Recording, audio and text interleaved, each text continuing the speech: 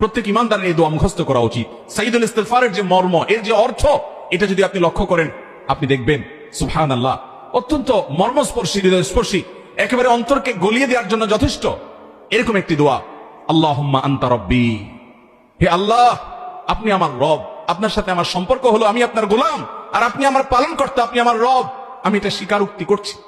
আল্লাহুম্মা আনতা রব্বি লা ইলাহা ইল্লা আন্ত, আল্লাহ আপনি ছাড়া সত্যিকার কোনো মাবুদ নাই, ইবাদত আর দাসত্ব গোলামি করার উপযুক্ত একমাত্র আপনি, আর কেউ নাই, এই তাওহীদের সাক্ষ্য আমি দিচ্ছি।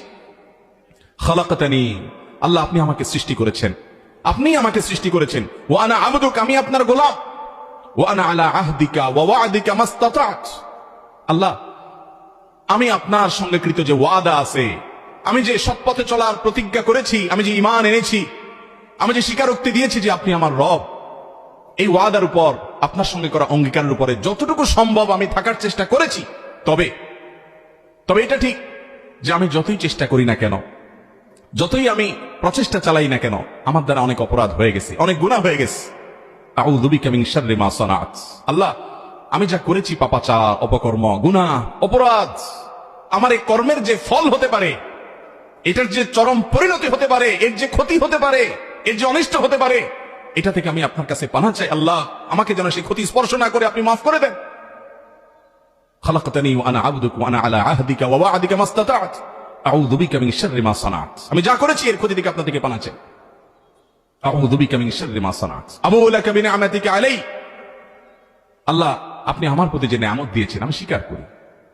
ওয়া আবুউ লাকা বিযামবি, নিয়ামত ভোগ করার পরেও প্রতি মুহূর্তে নিয়ামত ভোগ করে চলেছি, কত দুর্ঘটনা আমাকে পেতে পারে, কত অ্যাক্সিডেন্ট হতে পারে, এই সব থেকে আপনি রক্ষা করছেন, সব নিয়ামত আমি ভোগ করছি, স্বীকার করি।